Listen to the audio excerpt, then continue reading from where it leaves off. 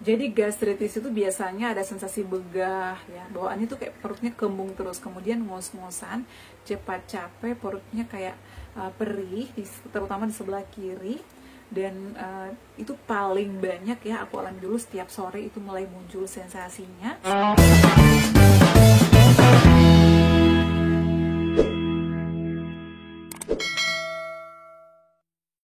Assalamualaikum warahmatullahi wabarakatuh. Hai semuanya, kembali lagi di channel aku Adeva dan Bunda. Gimana kabarnya nih semuanya? Sehat selalu ya.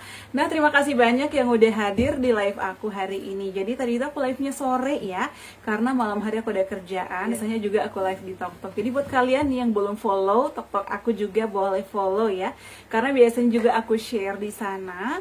Namanya itu nolawaode21. Yang belum follow Instagram aku juga boleh follow nolawaode @darhum_waod. Nah, di video kali ini aku bakal bahas pertanyaan tadi yang belum selesai aku bahas di live, karena biasanya aku tuh live-nya hanya 30 menit.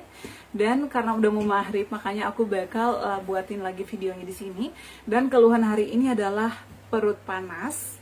Kemudian perut sebelah kiri kayak sakit bun, ngos-ngosan, cepat capek. Tadi juga ada yang nanya, Bunda pernah nggak ngalamin dyspepsia dan anxiety? Nah teman-teman, kebetulan aku juga adalah dyspepsia organik dan mengalami anxiety. Jadi dyspepsia ini ada dyspepsia organik dan juga dyspepsia fungsional. Dyspepsia fungsional ini apabila sudah dilakukan pengecekan atau pemeriksaan tapi tidak ditemukannya adanya luka, radang, tukak ataupun yang lain-lain. Jadi semua itu normal. Itu namanya dyspepsia fungsional. Biasanya terjadi itu karena kita selalu baperan atau terlalu banyak pikiran, intinya dari pola pikir. Kemudian yang kedua adalah dyspepsia organik. Dyspepsia organik ini apabila dokter sudah melakukan pemeriksaan melalui lab ataupun mungkin melalui endoskopi, USG, ditemukan adanya kayak luka, tukak, radang, iritasi dan lain sebagainya. Itu namanya dyspepsia organik, sama yang aku alami. Jadi teman-teman, aku itu terjadi peradangan di dinding lambung atau gastritis karena dulu itu sering banget pertama menunda-nunda waktu makan, kemudian makan aku berlebihan porsinya. Jadi aku tuh pencinta nasi. Aku tuh nggak bisa makan kalau nggak ada nasi. Orang-orang nih senang banget kayak makan bakso, mie ayam, seblak. Aku carinya nasi, jadi harus nasi. Dan aku tuh makan nasinya nggak sedikit, biasanya 1-2 piring atau bahkan 3 piring. Apalagi kalau misalnya menunya kayak sayur asem, ikan, aku suka banget. Jadi ternyata memang nggak boleh berlebihan juga. Ditambah lagi kita tuh biasanya makannya nggak dikunyah halus, terburu-buru. Udah telat makan, kemudian makan buru-buru nggak dikunyah halus, habis 3 piring lagi. Itu nanti bakal menimbulkan gastritis atau terjadi iritasi atau peradangan di dinding lambung. Jadi nggak dialami pada saat itu. Jadi dialaminya itu kadang bertahun-tahun. Kalau misalnya kita sering ngelakuin itu pasti ngalamin namanya gastritis atau peradangan, bahkan ada tukak ataupun luka, amit-amit ya. Nah kemudian selain itu juga teman-teman, tadi ada yang nanya sensasi yang dialami itu apa aja. Jadi kalau gastritis ini sama yang dialami oleh teman kita nih tadi ya, ada yang nanya, ini aku baru buka ya. Jadi itu adalah atas nama Aditama Amboy. Bun, aku suka panas perut sebelah kiri sambil cemas ngap ngos-ngosan gitu. Nah, ini kenapa? Karena itu adalah terjadi gastritis peradangan di dinding lambung. Jadi lambung itu di sebelah kiri teman-teman. Tapi biasanya juga menjalar ke sebelah kanan. Kayak, perut kanan kok nggak enak. Itu juga bisa dari lambung sih. Tapi untuk lebih jelasnya boleh diperiksa ke dokter. Nah jadi kalau misalnya udah ngalamin kayak panas, perutnya panas, perih, kemudian sering ngos-ngosan. Pertama, atur pola makannya 2 jam sekali tapi porsinya kecil, dikunyah halus. Jangan telat meskipun 1 menit.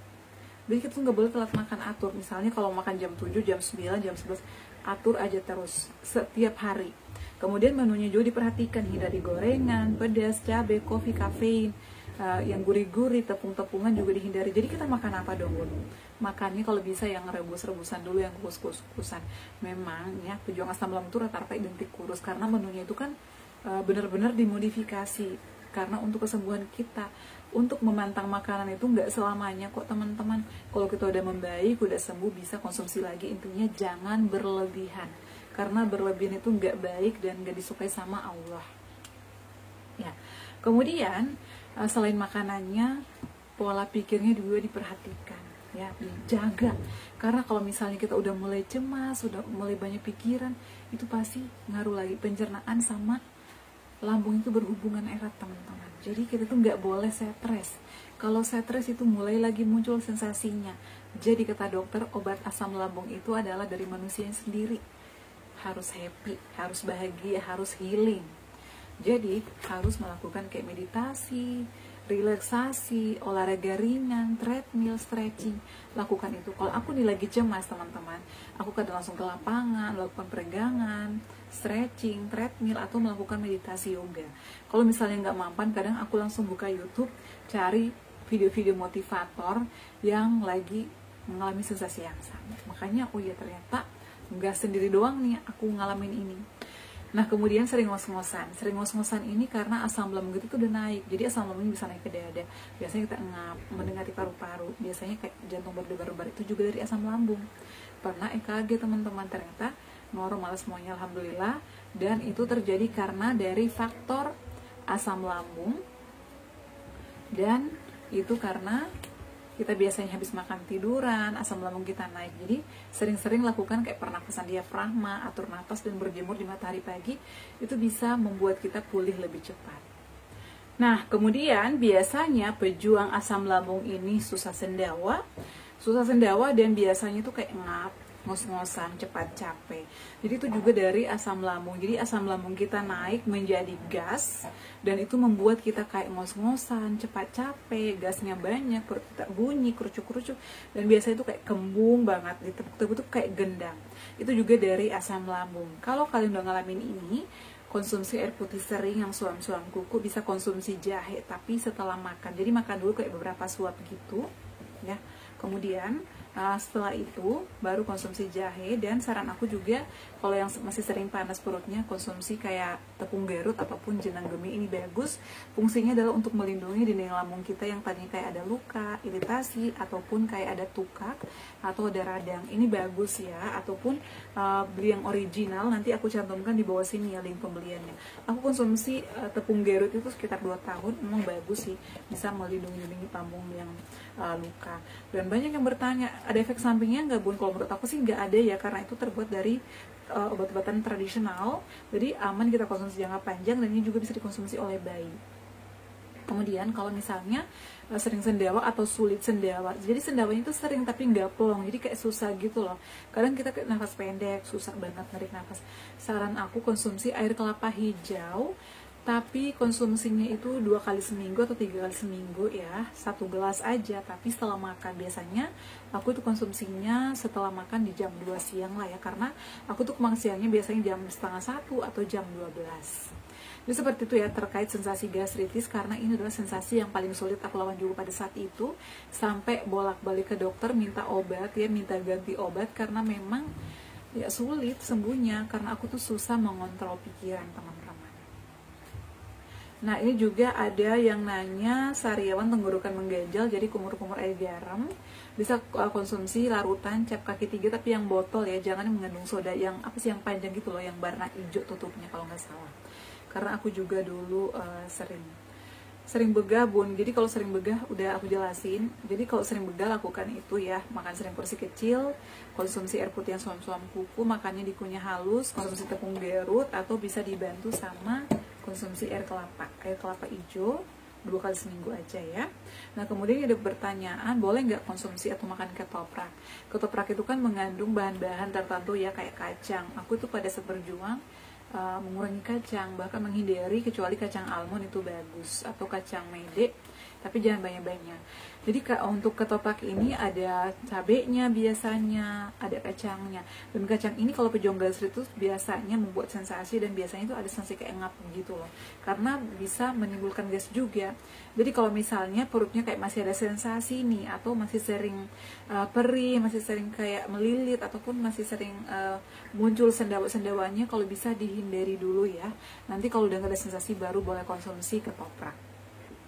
Nah kemudian atas nama Kak Eka Fitria, Bunda emang benar kalau saat kita mau PMS atau pada saat datang bulan, asam lambung itu naik, betul. Jadi itu adalah faktor hormon. Aku juga pernah ngalamin, pernah konsultasi ke dokter juga. Itu adalah hal yang wajar. Oleh pejuang asam lambung biasanya itu memicu sensasi karena hormon.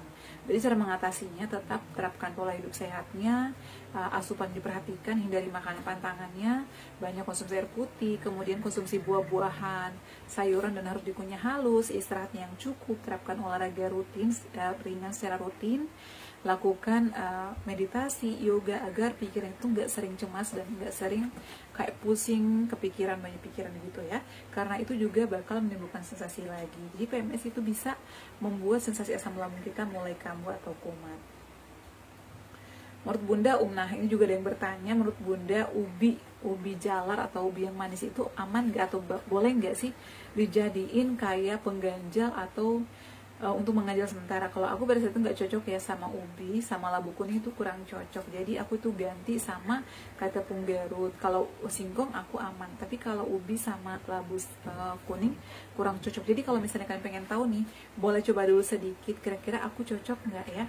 Kalau misalnya nggak cocok, dihindari. Jadi caranya ambil sedikit dulu. Misalnya beli nih, atau beli yang udah matang juga ada yang dijual. Konsumsi dulu beberapa atau sedikit aja. Kalau misalnya menimbulkan sensasi berarti nggak cocok, dihindari.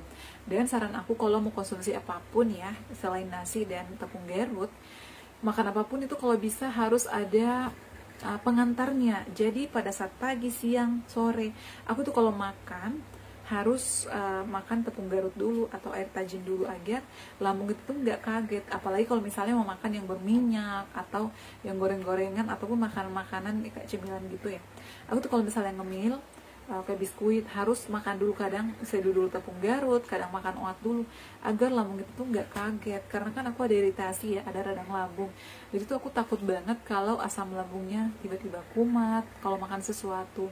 Makanya kalau pagi hari sebelum sarapan aku kadang seduh jenang gemi, kadang seduh tepung Garut atau air tajin, barulah boleh makan makanan yang lain agar nggak menimbulkan sensasi lagi kayak gitu ya. Dan hindari dulu kayak makanan-makanan pantangannya kayak soda juga, kafein, teh juga. Aku tidak mengkonsumsi teh ya, sampai dengan saat ini masih jarang banget sih konsumsi teh. Kalau mau teh hijau aja kayak Dettol Green itu bagus untuk mengeluarkan racun-racun dalam tubuh kita. Kayak gitu sih teman-teman ya untuk pertanyaan sore ini, dan masih ada lagi pertanyaan lain nanti aku bahas lagi di next video. Terima kasih yang sudah hadir di live aku, yang selalu setia nonton video-video aku juga. Semoga kalian lekas sembuh ya. Asam lambung itu bisa sembuh tergantung dari manusianya. Intinya modifikasi pola hidup, terapkan pola hidup sehatnya, pola pikirnya, jangan begadang, hindari ngerokok terutama yang cowok, hindari alkohol juga karena itu adalah salah satu musuhnya untuk penyakit asam lambung. Dan jangan kecapean, jangan mengangkat beban-beban berat. Dan yang tadi juga ada yang pertanyaan, kalau kita tugas di lapangan intinya harus istirahat ya, jangan terlalu kecapean, apalagi di bawah matahari. Disertai juga konsumsi vitamin, asupan-asupannya juga diperhatikan. Seperti itu teman-teman ya, cukup sekian share kali ini, semoga bermanfaat. Terima kasih yang selalu setia nonton video-video aku. Jangan lupa dukung terus aku ya dengan cara like, comment, share, dan subscribe. Assalamualaikum warahmatullahi wabarakatuh. Sampai ketemu lagi di video-video aku selanjutnya. Bye!